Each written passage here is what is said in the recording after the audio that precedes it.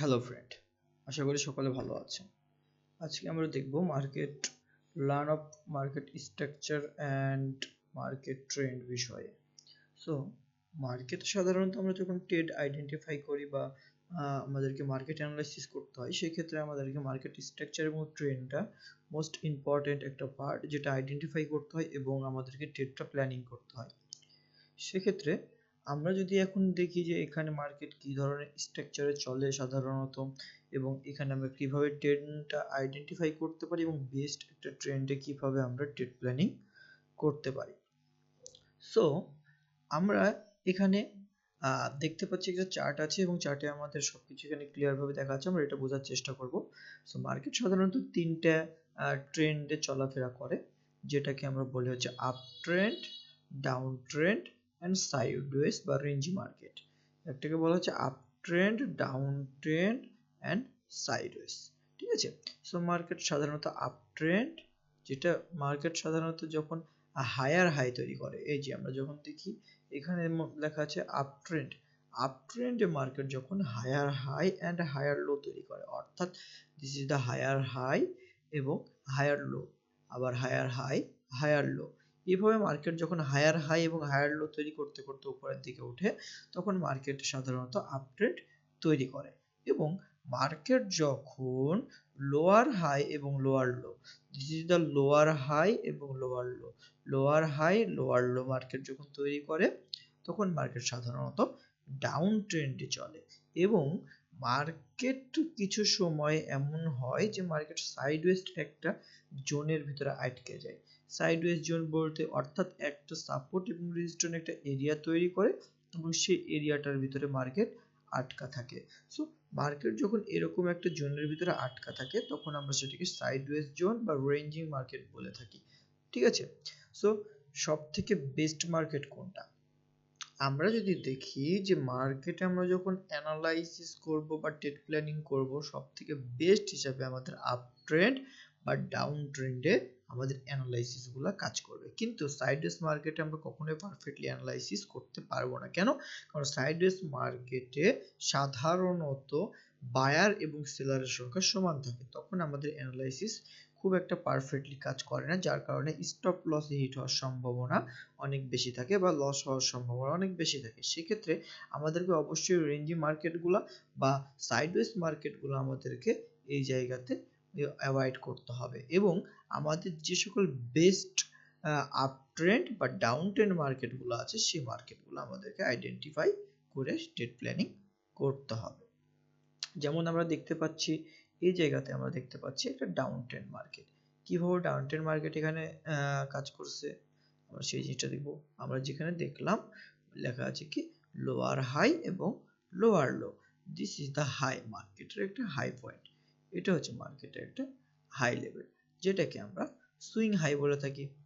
So এখানে একটা swing high পেলাম আমরা, হাইয়ের পরে দেখতে পাচ্ছি মার্কেট এখান থেকে নিচের দিকে মুভমেন্ট দেওয়ার পরে এই জায়গাতে আর একটা হাই তৈরি করেছে। এটাকে আমরা বলি হচ্ছে হায়ার লো, এটাকে বলি আমরা higher low, sorry lower low. এটাকে আমরা সাধারণত লোয়ার লো বলে থাকি। কেন? কারণ মার্কেট এই জায়গাতে আমরা এটা মার্ক করি লোয়ার লো, আর এটা হচ্ছে লোয়ার হাই, এটা হচ্ছে মার্কেটের লোয়ার হাই, এটা হচ্ছে লো ছিল, এটা লোয়ার হাই, এটা আমরা একটা হাই পেলাম, this is the lower high. আবার মার্কেট এই জায়গাতে যখন এই যে আরেকটা নিউ লো তৈরি করছে, আমরা সেটাকে বলবো দিস ইজ দ্য লোয়ার লো। আবার মার্কেট এখান থেকে যখন নিচের দিকে নামছে, দিস ইজ দ্য লোয়ার লো, এটা হচ্ছে মার্কেটের একটা লোয়ার লো পয়েন্ট।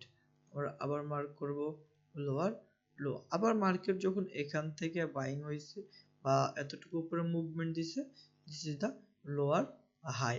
আমরা আবার মার্ক করে নিই, this is the lower high. ঠিক আছে। সো আমরা এখানে দেখতে পাচ্ছি যে মার্কেট যখন ডাউন ট্রেন্ডে সাধারণত চলাচল করে, তখন এরকম লোয়ার লো, লোয়ার হাই, আবার লোয়ার লো, আবার লোয়ার হাই করে নিচের দিকে আস্তে আস্তে ফল করে। সো আমরা এই জায়গাতে আমাদের প্রাইস অ্যাকশন মোতাবেক অ্যানালাইসিস করতে পারি, আমাদের ফিবোনাচি, এখানে আইসিটি, স্মার্ট মানি, যে যে থিওরি পছন্দ করে সে সে থিওরি অনুযায়ী এখানে আপনি অ্যানালাইসিস করতে পারেন। যদি আমরা বলি প্রাইস অ্যাকশনে কিভাবে, দিস ইজ দ্য লোয়ার লো যখন মার্কেট এখানে ব্রেক করেছিল, আমরা লোয়ার লোকে এই জায়গাতে যখন ব্রেক করেছিল আমরা কি করতে পারতাম, this is the entry point breakout level, this is the stop loss 11 দুগুণী $22 আমাদের প্রায় টার্গেট থেকে 1:2 আমরা এখানে প্রায় টার্গেট রাখতে পারতাম। দেখেন মার্কেট আমাদের পারফেক্টলি এই জায়গাতে আমাদের টার্গেট হিট করছে। এটাকে বলে প্রাইস অ্যাকশন, সাধারণত প্রাইস অ্যাকশন মোতাবেক এটাকে অ্যানালাইসিস বলা হয়। এখানে আরো অনেক ধরনের অ্যানালাইসিস করে মার্কেটে এখানে ইনভেস্টমেন্ট করা যায়। যেমন কি মার্কেট এক যে ট্রেন্ড চলছে, ট্রেন্ড ধরে আমরা এখানে অ্যানালাইসিস করতে পারতাম। কিভাবে, মার্কেট দেখেন যে মার্কেট এই জায়গাতে ব্রেক করছিল, যখন এই জায়গাতে ব্রেক করছিল এটা আমাদের একটা রেজিস্ট্যান্স হিসেবে, সাপোর্ট হিসেবে এখানে কাজ করছিল। যখন মার্কেট এই জায়গাতে ব্রেক করছে এটা আবার একটা রেজিস্ট্যান্ট লেভেল হিসেবে এখানে কাজ করছে। যখন মার্কেট এই লেভেলটাতে আসছিল বা এখান থেকে একটা প্রাইস অ্যাকশন মোতাবেক আমরা পাইছিলাম কি এই লেভেলটাকে, যখন মার্কেট ব্রেক করছিল তখন আমরা এই জায়গাতে আর ট্রেড প্ল্যানিং করতে পারতাম। This is the confirmation candle, আমাদের স্টপ লস এবং টার্গেট আমরা অনায়াসে এই পর্যন্ত রাখতে পারতাম। সো এই ট্রেডগুলো আমরা সাধারণত করতে পারি। সো এখানে আলাদা আলাদা থিওরিতে যে যার মতো করে থিওরিতে সে ব্যবহার করতে পারে, বাট ডাউন ট্রেন্ডে যেহেতু চলছে মার্কেট, এখানে দেখতে পাচ্ছি আমরা লোয়ার লো এবং লোয়ার হাই তৈরি করে মার্কেট নিচের দিকে যাচ্ছে, সেহেতু আমরা এখানে সেল প্ল্যানিং করতে পারি। সেম জিনিসটা আমরা যখন এটা সেলিং করলাম, এবার বাইং এর জন্য আমরা এখানে মেনটেন করব। আমরা ফার্স্টে একটা দেখা যায় সাপোর্ট এরিয়া পেলাম যে মার্কেট এখান থেকে মার্কেট উপরে চলে গেছে, এবং মার্কেট যখন এখানে একটা ট্রেন্ড ছিল, ট্রেন্ডকে এখানে ব্রেকআউট করে এখানে চেঞ্জ অফ ক্যারেক্টার তৈরি করছে। যখন চেঞ্জ অফ ক্যারেক্টার তৈরি করছে মার্কেট, তখন আমরা এখানে বুঝতে পারছি যে মার্কেট তার ট্রেন্ডটাকে পরিবর্তন করতে চায়। চেঞ্জ অফ ক্যারেক্টার তখনই তৈরি করে যখন মার্কেট তার সেই ট্রেন্ডটা, এখানে ডাউন ট্রেন্ডে ছিল মার্কেট সাধারণত, ডাউন ট্রেন্ড থেকে মার্কেট কি করতে চায়, আপ ট্রেন্ডে পরিবর্তন হতে চায়, সেজন্য তাকে ক্যারেক্টারটা চেঞ্জ করতে হবে। তো এখানে ক্যারেক্টার দেখতে পাচ্ছি আমরা চেঞ্জ করছে। তারপরে এখানে একটা মার্কেট একটা সুইং লো তৈরি করছে, আমরা সুইং লো মার্ক করে নিই। This is the swing low point, আমরা মার্ক করলাম। সুইং লো পয়েন্ট মার্ক করার পরে আমরা এখানে দেখতে পাচ্ছি মার্কেট দিস দ্য লো, এটা লোয়ার হায়ার হাই, এটা মার্কেটের লো পয়েন্ট ছিল, লোয়ার হাই পয়েন্ট এটা হয়েছে, এটা এখন হায়ার হাই হবে, এটা হচ্ছে higher high point, this is the higher high. আবার মার্কেট এখান থেকে যে নিচে নামছে এই পর্যন্ত নামছে, দিস দ্য হায়ার লো, এটা হচ্ছে মার্কেটের হায়ার লো পয়েন্ট। ঠিক আছে, সো মার্কেট এখান থেকে এইভাবে সাধারণত higher high higher low, higher high higher low করে মার্কেট আপ ট্রেন্ডে এখন উঠতে থাকবে। This is the up trend. ঠিক আছে, সো মার্কেট এখানে সাধারণত আপ ট্রেন্ড করবে এবং এভাবে উঠতে থাকবে। এখানে আপনি সেম থিওরিতে আপনার প্রাইস অ্যাকশন মোতাবেক যদি আপনি নিতে চান, this is the breakout level.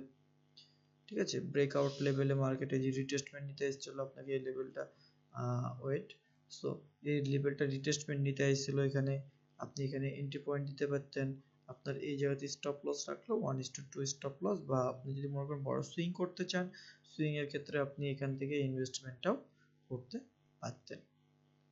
So এই মোতাবেক সাধারণত আমরা এখানে ট্রেড প্ল্যানিং করে থাকি। সো আমাদেরকে জানতে হবে মার্কেট সাধারণত তিনটা ট্রেন্ডে চলাফেরা করে, একটা হচ্ছে আপ ট্রেন্ড, ডাউন ট্রেন্ড বা রেঞ্জি বা sideways market. Up trend, down trend, rangy বা সাইডওয়েজ মার্কেট।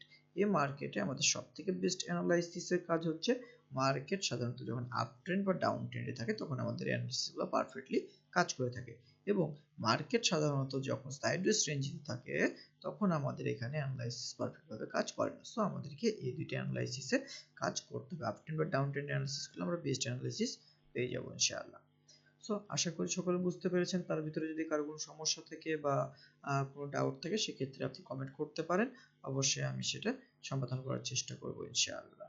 সো সকলের কাছে লাইক এবং কমেন্টের আশা করছি এবং সাবস্ক্রাইব করবেন আগামী ভিডিও পাওয়ার জন্য। ধন্যবাদ সকলকে।